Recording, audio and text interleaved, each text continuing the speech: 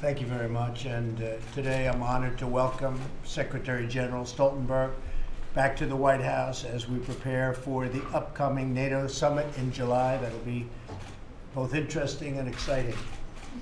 I've had the great pleasure of getting to know Secretary General Stoltenberg over the last year. We've worked very closely together and improved very much with respect to everybody, the burden sharing. And we've really strengthened NATO and the NATO alliance. The strong working partnership we've forged has helped to produce significant increases in member state contributions. We've worked very hard on that. And I will tell you, the Secretary General has been working on that for a long time before I got there. But I think more progress, I can say with surety, more progress has been made in the last year and a half than has been made in many, many years. We're delighted to report that last year, as a result of our joint efforts, we witnessed the single largest increase in defense spending among European member states and Canada in a quarter of a century. That really is quite a spectacular achievement, so I congratulate you. I congratulate you very much. We really have worked in many respects, but that was, I think, a big one. We had countries that were not paying what they were supposed to be paying. Now, most countries are, not all, and I think you'll be able to handle the ones that aren't, right? I have confidence. This afternoon, I want to thank the 7 NATO nations, in addition to the United States, who will meet their 2% NATO defense spending. Now, unfortunately, we pay much more than 2%, which is probably unfair, and unfair to the taxpayers of the United States. But the 2% number that's met is Poland, Romania, Estonia, Latvia, Lithuania, Greece, and the United Kingdom, and they're right up to snuff. They paid, they were on time, they paid the number that they're supposed to be paying. We have some that don't, and they'll be dealt with. As a result of these contributions, NATO is much stronger, taking in billions and billions of dollars more money than they ever have before. But as the Secretary General and I have discussed, more work needs to be done. We're still waiting on 20 member states to meet their NATO commitments and spend at least 2% on defense. And 2% is a very low number. The number really should be 4%. 2% is a very low number.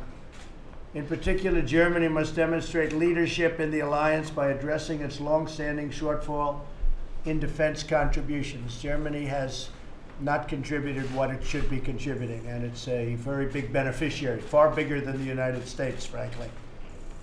In addition to that, as you know, they're buying massive amounts of gas from Russia and paying billions and billions of dollars.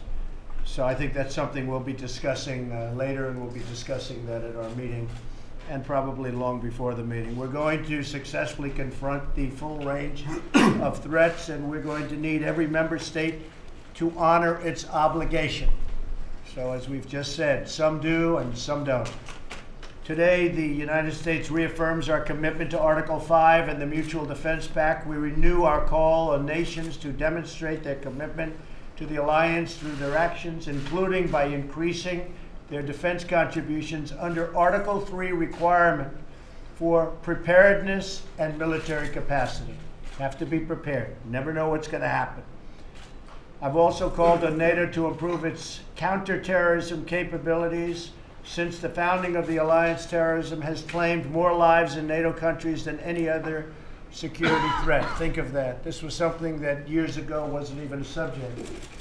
And I would talk about it all the time on the campaign, and in all fairness to Secretary General Stoltenberg, he listened to me, and they have a great counterterrorism operation.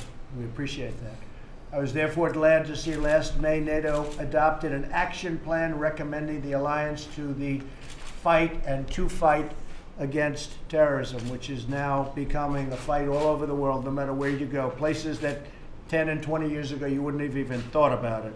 I also discussed with Secretary General Stoltenberg our commitment to stopping nuclear proliferation, including the denuclearization of the Korean Peninsula. We want a future of safety, security, peace for all Koreans and for the entire world. My administration is also committed to working with our allies to halt Iran's nuclear ambitions and their destabilizing activities all across the Middle East. No matter where you go, no matter where there's a problem, there's Iran right behind it. And we're not going to have that any longer. I have said before, our nations must be strong from within to defend ourselves from threats outside.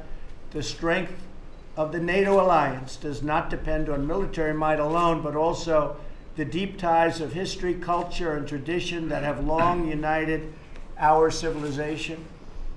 Now we must renew these ties and rededicate ourselves to our shared heritage. And a heritage, we want a heritage of peace.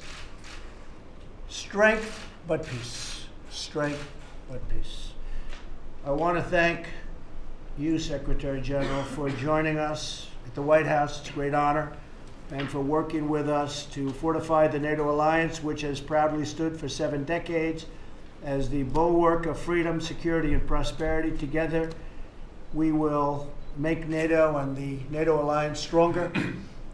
We need fairness. We need to be reciprocal. Countries have to be reciprocal in what we're doing. Unfair that some countries pay and some countries work and some countries are loyal and terrific and other countries aren't, and we just can't have that. So we're working on that together.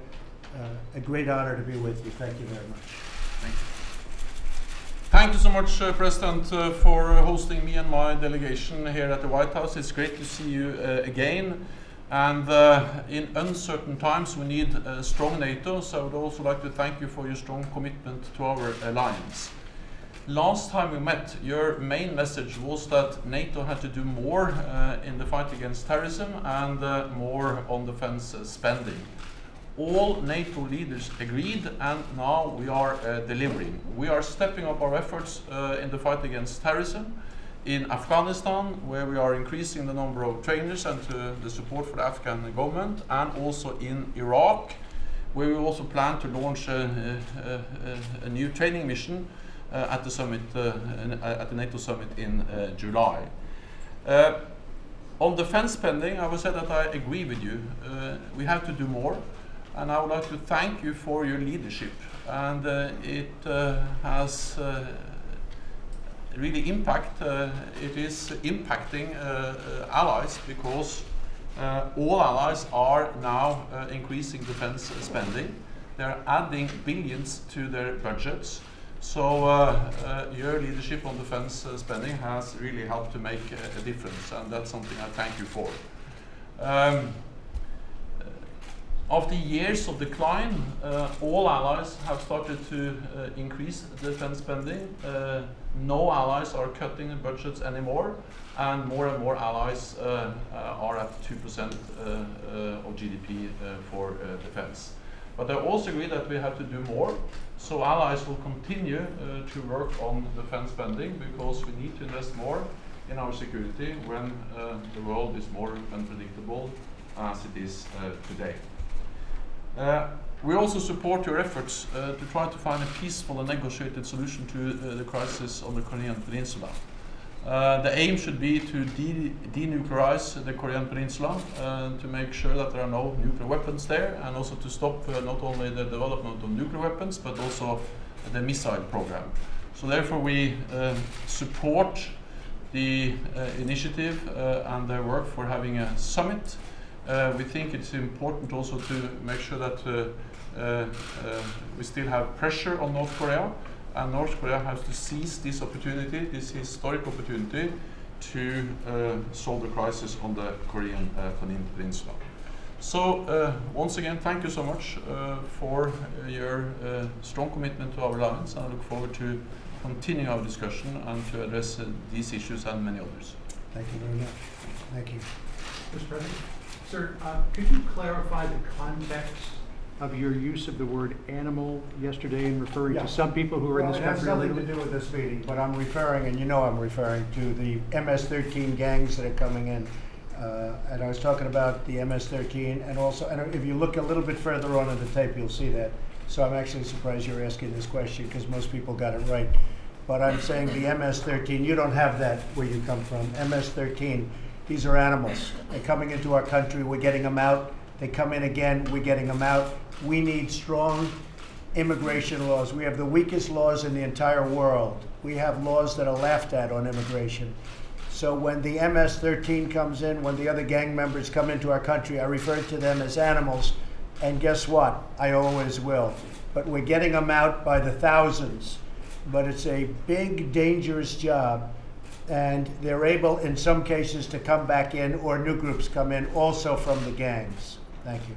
Mr. President, you have a... Mr. President, do you want NATO to play a bigger role in Syria, especially that you, sir, announced before that you wanted the U.S. troops to withdraw? Will NATO take place of the U.S. troops there? Well, I think we helped Syria actually by withdrawing from the Iran deal, which was a terrible deal for the United States, I think for the world. And I think Syria, hopefully Syria will start to stabilize. You see what's been happening. It's been a horror show.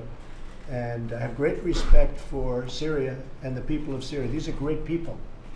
I know people from Syria. These are great people. It was a great culture before it was so horribly blown apart. A place where people would go, where they had tremendous professional people, as you know, doctors and lawyers. And it's friends of mine from the Middle East that say, we used to go to Syria. That was a place to go. And you look at what's happened. It's so sad. But I'd like to see Syria come back. I think we've gone a long way to helping it with what we did with respect to the Iran deal. And you'll see what I mean by that over time. A lot of things will happen. Mr. President, you have a guest from Norway here today. Norway is the country who hands out the Nobel Peace Prize. A lot of your supporters says that you deserve the Nobel Peace Prize for what's happening with North Korea. What do you think you have to achieve in the upcoming summit to deserve the Nobel Peace Prize? Well, I don't know. Look, I want to have peace in the world. That's what I really want. More so than the Nobel Peace Prize or any other prize. I'd like to see peace ideally in the Middle East, but in the entire world. And I think we have a chance of doing it. North Korea is going to be very important. It's a tremendous part of the world. I think it's got tremendous potential. I think it's got tremendous potential for its leader and for its people. But we'll see how it all works out. Right now, we're dealing with them. We're dealing, as I said just a little while ago, we're dealing as though nothing happened. They're dealing with us. We're dealing with them. They're working out times and meeting places and everything. But in the meantime, if I read your various media, I find that maybe it's not going to take place. If it doesn't take place, that's fine. And if it does take place, I think some tremendous things can happen.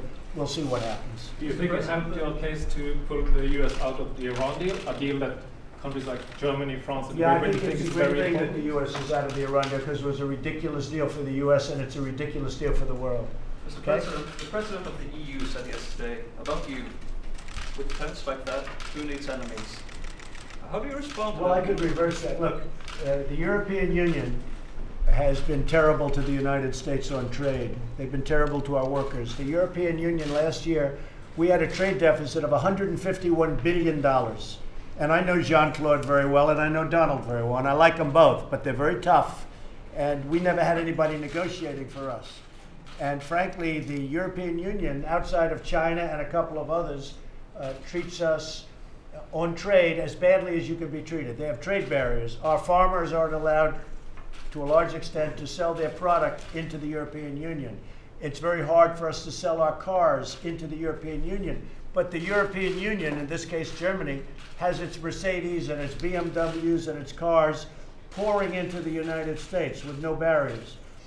They pay a tiny tax, whereas the European Union charges a massive tax and doesn't even want the tax. They don't want the cars. They don't want the product.